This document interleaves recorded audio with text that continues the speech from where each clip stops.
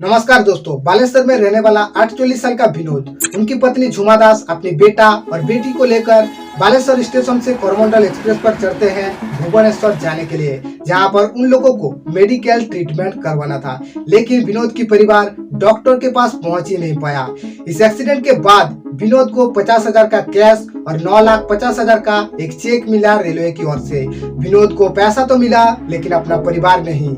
इस एक्सीडेंट के बाद काफी सारे सवाल खड़ा होने लगा कि ये एक्चुअली एक्सीडेंट हुआ कैसे। मीडिया इसको इस तरीके से दिखाने लगा कि इसमें सरकार की कोई गलती है ही नहीं। तो अगर सरकार की गलती नहीं है तो गलती है किसकी? क्या ये एक्सीडेंट को रोका जा सकता था? और कहाँ गया वो कवच जिसके बारे में बड़े बड़े दावा किया गया था कि इसके बाद इंडिया में और ट्रेन एक्सीडेंट नहीं होगा? क्या मीडिया में जो दिखाया जा रहा है वो सिर्फ एक साजिश है? कहीं ना कहीं सरकार की लापरवाही को छुपाने की कोशिश किया जा रहा है। तो आइए जानने की कोशिश करते हैं। करीब 3:20 पर 12841 हावड़ा चेन्नई कोरोमंडल सुपरफास्ट एक्सप्रेस हावड़ा से रवाना होते हैं चेन्नई जाने के लिए। करीब 6:40 पर कोरोमंडल एक्सप्रेस बालेश्वर स्टेशन को क्रॉस करता है। उसका नेक्स्ट स्टॉप था भद्रक। बालेश्वर और भद्रक के बीच में 9 स्टॉप आता है, लेकिन आमतौर पर एक्सप्रेस हर स्टेशन पर नहीं रुकते हैं। बालेश्वर और भद्रक के बीच बाहन का बाजार स्टेशन के आगे 2 लूप लाइन था। आमतौर पर जब एक्सप्रेस को रुकना होता है तो लूप लाइन पर जाकर रुकते हैं। जब ट्रेन को लूप लाइन में जाना होता है तो ट्रैक को इंटरलॉकिंग किया जाता है। अब उस लूप लाइन में पहले से एक हेवी आयरन से भरा हुआ मालगाड़ी खड़ा था। कोरोमंडल एक्सप्रेस के पास ग्रीन सिग्नल था, यानी कि उसको सीधा जाना था। इसी वजह से कोरोमंडल एक्सप्रेस 128 किलोमीटर/आवर की स्पीड से जाने लगा था। लेकिन इंटरलॉकिंग की वजह से कोरोमंडल एक्सप्रेस मेन लाइन से लूप लाइन में आ जाता है, जहां पर पहले से एक हेवी आयरन से भरा हुआ मालगाड़ी खड़ा था। अब कोरोमंडल एक्सप्रेस 128 किलोमीटर/आवर की स्पीड से उस मालगाड़ी की गार्ड की कमरे पर जाकर सीधा ठोक देते हैं। मालगाड़ी की हेवी वेट की वजह से कोलिजन की पूरा इम्पैक्ट कोरोमंडल एक्सप्रेस पर आकर पड़ता है और इसी वजह से कोरोमंडल एक्सप्रेस की इंजन मालगाड़ी की गार्ड की कमरे के ऊपर चढ़ जाता है। और इस एक्सीडेंट की वजह से कोरोमंडल एक्सप्रेस की पीछे की कमरा डिरेल होकर दूसरे मेन लाइन में गिर जाता है। किस्मत से उसी समय वहां से जसवंतपुर सुपरफास्ट एक्सप्रेस गुजर रहा था।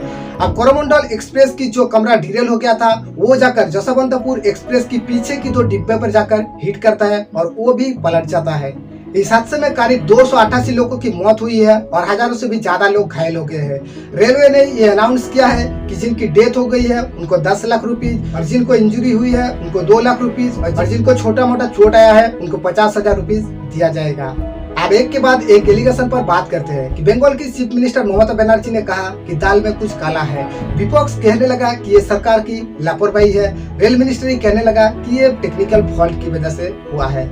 रेलवे मंत्रालय ने ट्रेन एक्सीडेंट को रोकने के लिए पिछले साल एक कवच बनाया था। जब इसकी टेस्टिंग किया गया तो मीडिया ने इसको दिखाने लगा कि प्रधानमंत्री ने देश की इंजीनियर को प्रेरित किया था इसको बनाने के लिए। लेकिन आपके पास अच्छी टेक्नोलॉजी होना और उसका इस्तेमाल करना, दोनों में आसमान जमीन का डिफरेंस होता है। भारत में टोटल 83,000 किलोमीटर का रेलवे ट्रैक है और अगर उस पूरी ट्रैक में कवच को लगाया जाए तो 30,000 करोड़ का खर्चा आने वाला है। लेकिन सिर्फ 1415 किलोमीटर ट्रैक पर ही इस कवच को लगाया गया। बजाय ट्रैक में कवच को लगाने की गवर्नमेंट वंदे भारत जैसे एक्सप्रेस की प्रोजेक्ट पर लग गए। अब ये बुरी बात नहीं है कि जिस तरीके से दुनिया आगे बढ़ रहा है उस तरीके से हमारा देश भी आगे बढ़े, लेकिन क्या ये तरीका सही है कि हमारे पास जो कुछ है उसको रौंद के आगे निकल जाए? जो कुछ है उसको तो देखना चाहिए।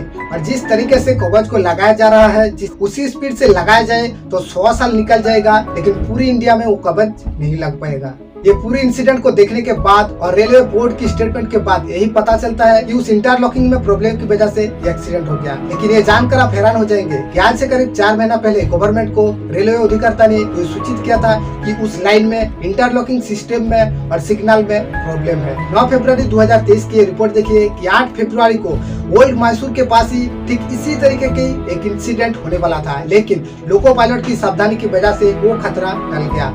अब गवर्नमेंट को रेलवे अधिकर्ता ने तो चिट्ठी लिखा था, लेकिन उसके ऊपर कोई भी काम नहीं हुआ। सरकार उस वक्त यूपी, पंजाब, उत्तराखंड, मणिपुर और गोवा की इलेक्शन में बिजी थे। अगर उस वक्त इस प्रॉब्लम के ऊपर ध्यान दिया जाता तो शायद आज इतने लोगों की मौत ना होते।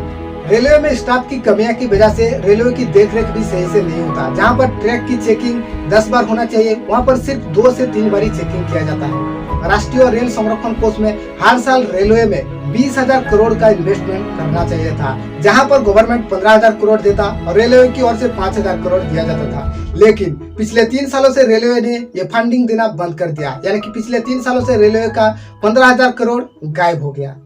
राज्यसभा में रेलवे मिनिस्ट्री ने बताया था कि 3,12,000 पोस्ट खाली है रेलवे के डिपार्टमेंट में, और उसमें से भी सेफ्टी डिपार्टमेंट पर ज्यादा है। अब पोस्ट खाली होने की वजह से ट्रैक की देखरेख भी सही से नहीं होता है।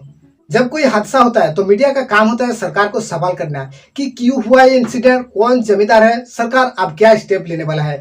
बजाय मीडिया ये काम करने की, मीडिया आपको ये दिखाने लगा कि देखिए रेलवे मिनिस्टर कैसे दिन भर काम कर रहा है, देखिए प्रधानमंत्री पहुंच गया है, प्रधानमंत्री कैसे काम कर रहा है, यानी कि गवर्नमेंट का कोई गलती है ही नहीं इसमें। 1999 और 2017 में रेलवे एक्सीडेंट की वजह से रेलवे मिनिस्टर ने इस्तीफा दे दिया था, और आज तक का ये सबसे बड़ा रेलवे की एक्सीडेंट है। तो क्या रेलवे मिनिस्टर को इस्तीफा दे देना चाहिए? आपके हिसाब से क्या लगता है? साल 2008 में 26 घर हमला हुआ था मुंबई की ताज होटल में। उस वक्त देश की होम मिनिस्टर था शिवराज पटेल। उस हादसे के बाद होम मिनिस्टर ताज होटल पहुंचते हैं हालात को देखने के लिए। उसके बाद होम मिनिस्टर शिवराज पटेल ने एक बहुत बड़ा गलती कर बैठा। उन्होंने जो कपड़ा पहनकर ताज होटल के अंदर गया था, वो कपड़ा बदलने के बाद दूसरा कपड़ा पहनकर प्रेस कॉन्फ्रेंस पे आ गया। अब इस चीज को लेकर विपक्ष और मीडिया ने इतना बड़ा हंगामा खड़ा कर दिया कि मजबूरन शिवराज पटेल को रिजाइन देना पड़ा। अब आप ये तस्वीर देखिए, जहाँ पर उसी दिन के अंदर मोदी जी एक शर्ट पहनकर मीटिंग करता है, और जब दुर्घटना के स्थल पर पहुंचते हैं तो उसका ड्रेस बदल जाता है। लेकिन मीडिया के अंदर इतना भी औकात नहीं है कि नरेंद्र मोदी पर सवाल कर दे। अगर सवाल कर दिया तो उसका काम क्या आपको नहीं लगता कि ये रेलवे की गलती की वजह से इतना बड़ा एक्सीडेंट देखने को मिला? हमें कमेंट में आपकी राय जरूर बताइए। उम्मीद करता हूँ कि सच को आपके सामने ला पाया हूँ। Thank you so much for watching this video. Wish you all the best.